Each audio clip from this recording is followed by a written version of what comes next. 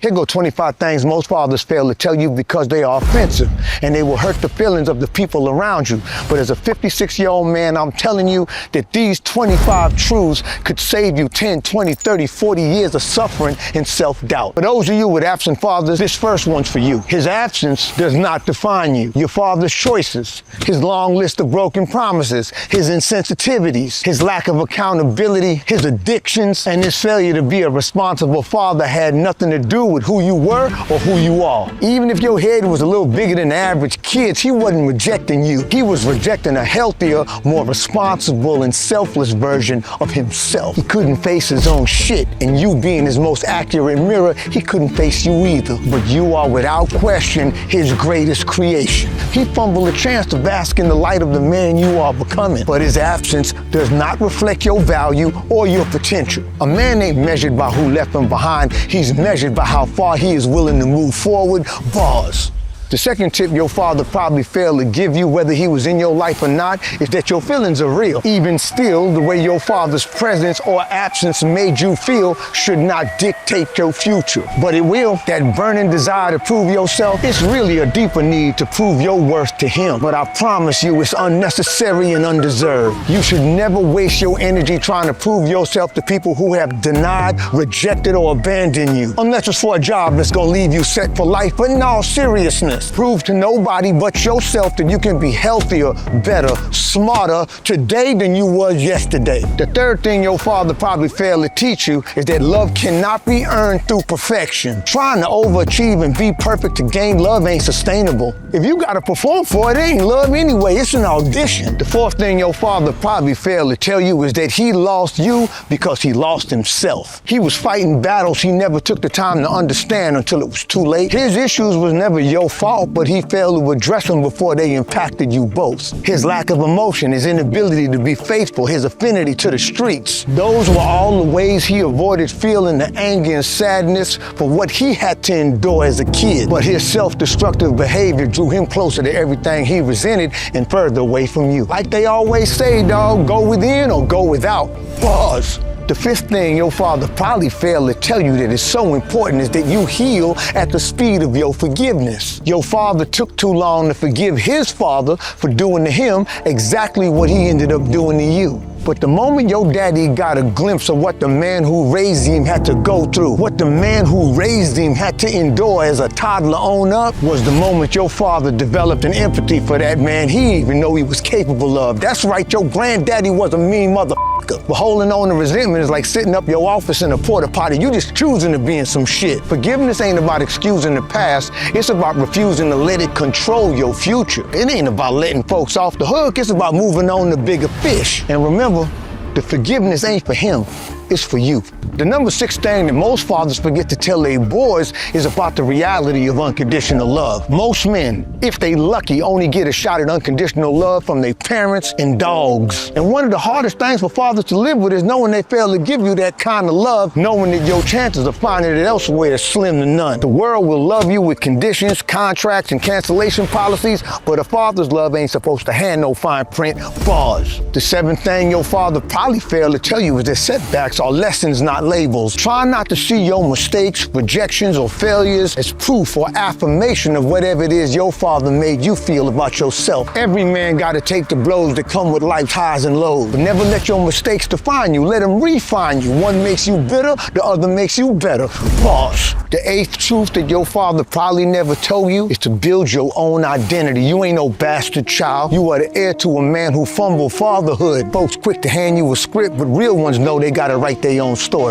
Pause. The 9th thing that your daddy probably failed to explain is the power of boundaries. If you don't have your own code of ethics or list of values or a clear idea of what you stand for, you're gonna get dragged into a lot of unnecessary conflict, situations that could have been handled with half the stress and twice the clarity. You heard? So set boundaries and decide on what you will and won't engage. And just to be clear, boundaries ain't about controlling others, it's about self-control. You heard me? If you don't believe in shouting matches, don't engage in them. If you don't tolerate disrespect, don't entertain it. Remove yourself from the equation. And should your absent father try to come back into your life, you have every right to call the shots and set the terms and conditions of how that shit goes down. Simply put, boundaries keep you in the butter and out the gutter. The 10th thing your father probably failed to tell you is that he knows he gave you a poor example of fatherhood. Filled your heart with disappointment and unwarranted rejection and a sense of inadequacy that's probably at the root of your self-doubt. But if you ever choose to have children, you have the insight and potential to do much better than he did because you understand the deeper lasting damage that abandonment has on a child.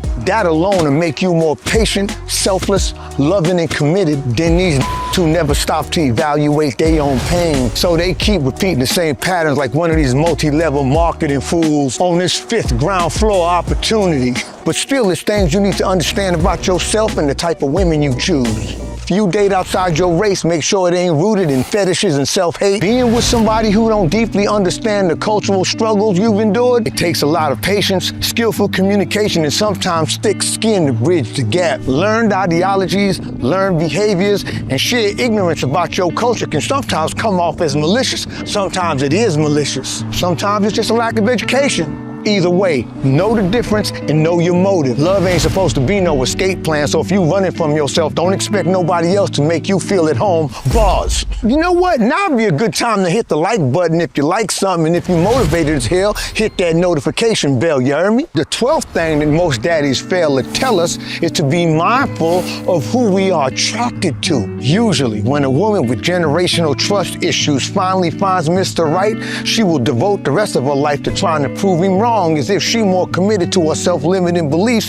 than she is to their relationship. And that's exactly why I need you to take heed to the following. The 13th thing that most fathers fail to explain is about women and mental health. If a woman suspects that she might have a mental health issue but has never sought an assessment or diagnosis, distance yourself, because she will never fully understand the sacrifices you make to accept, love, and support her. And if she's that careless about her own mental wellness, you ain't got to guess about how she'll be with yours. Don't even be casual with a woman like that, because ain't no telling what she's capable of. Or if you suspect the people who raise you is seemingly walking around with a host of undiagnosed mental health issues, there's a real chance that you may have inherited some of their mental health challenges but don't even realize it, because in the household that dysfunction wasn't just present, it was normalized. Even more than that, those dysfunctional patterns have been stamped into your subconscious, making you prone to choosing women with similar traits. If she thinking her ADHD is a joke, but she ain't trying to get diagnosed, the best thing you could do is get ghosted. Do like Papoose and cut Ma loose. The 14th thing that most fathers fail to tell you is to never choose a woman who can't see beyond her own pain. She will lack empathy for you, undermine your struggles, and make everything about herself. She's usually incapable of teamwork, emotionally reckless, damaged beyond repair like hood rat hair, good pussy, bad cat. The 15th thing that my father failed to tell me that could have probably saved me a lot of relationship drama is if a woman is unaware of her unresolved trauma, what she won't face, you will end up fighting. You will be blamed, persecuted, and resented for her emotional history. You will always be on trial, but a lot of times they be battling undiagnosed mental health issues beneath the surface. It's not your job to fix them. It's not your job to father them. Just because she ain't ready to unpack her baggage don't make you TSA. Stop trying to check in when ain't yours to carry. Bars. I really wish my daddy had put me up on game about number 16. It's just a list of red flags that you cannot afford to ignore. 1. Extreme emotional instability is usually signs of open, festering emotional wounds that spread like gangrene if you get close enough. Number 2. Mental health disorders is often hereditary. Number 3. Her family chaos usually reflects her own inner chaos. Number 4. Daddy issues will resurface in your arguments. Number 5. Bad acne can indicate hormonal imbalances tied to deeper physical and mental health issues. Red flags don't turn green with time. Stop waiting on miracles and read the signs. Bars. Number 17 is an evaluation method I really wish I had gotten from my daddy. First, evaluate the life you built for yourself by the time you was 30 years old. Then look at the life of the woman you talking to. Evaluate the life she built for herself within the same age range. Dog, it ain't just about money. How much baggage has she accumulated? Does she have a healthy social circle? Did she work in a sex trade? Is she mothering multiple children from multiple men? Does she get some kind of therapy or wise counsel? Can she be alone? Can she regulate her emotions? Is she extremely defensive, controlling, and manipulative? And if so, can she effectively communicate why she is that way? Is she consistent? Is she addicted to distraction? Has she developed mature communication skills? Hell, Can she identify her own triggers? And all of the above applies to you too. The alignment or lack of alignment of all those things will let you know y'all's compatibility, relationship trajectory, self-awareness, and values. You ain't judging, you measuring. Because a misaligned partnership don't build a bond, it builds a battlefield bars. Like we used to say in the prison workshop, measure thrice, nut once. Number 18 probably gonna get me in trouble, but I actually want the smoke. Don't focus on real women.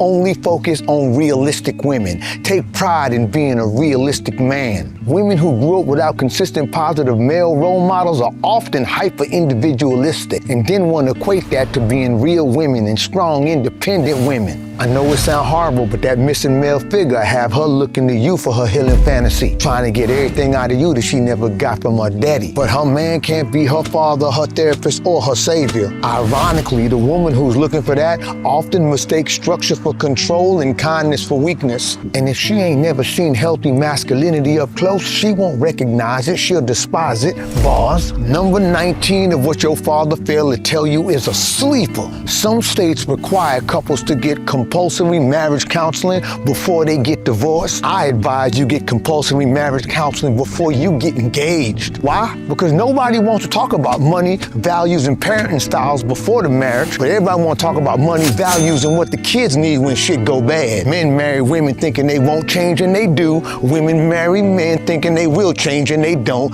Bars. Number 20 is kind of a soul crusher, but I don't really think I'd have paid attention if my daddy had told me anyway. But outer beauty is volatile like cryptocurrency. Its value fluctuates with the times, the trends, and sometimes lighten. That's why I always say, man, treat your 5 like queens and treat your 10s like casual friends. Outer beauty might make a good day trade, but inner beauty compounds interest and pays dividends for a lifetime. And we gotta be careful out here, because there's a lot of 1s and 2s that went and got the surgeries, and now they walking around looking like 9s and 10s. Nice from far, but far from nice. Shit, show me the man with the finest woman, I show you the man with the OnlyFans subscription. It's criminal if fathers don't explain number 21 to us, but desperation ain't a compliment. If it look nasty, it's nasty. Just because she threw herself at you don't mean you gotta catch her. Some folks belong in them streets. Even if she picked you, you ain't gotta pick her back. That's how fools end up cuffing walking liabilities. Next thing you know, you babysitting the drama, explaining common sense and co-signing stupid decisions like a mumble rapper road manager. Man, some women come into your life like pop-up ads, flashy, annoying, and full of viruses. Close the tab, dog. Close the tab. Number 22, I realized that a lot of dads didn't do this themselves, so they probably couldn't get this advice, but you gotta take ownership. A man takes full control of his life when he takes ownership. When he stops looking at life like it's something that happens to him and starts recognizing as a man that everything he is experiencing is because of him. A man who accepts that reality can steer his destiny in any direction he chooses. But the man who refuses to accept his role in the shaping of his day-to-day reality will always feel like a powerless, stuck victim at the mercy of his circumstances. At some point, you gotta accept that all your problems got one thing in common: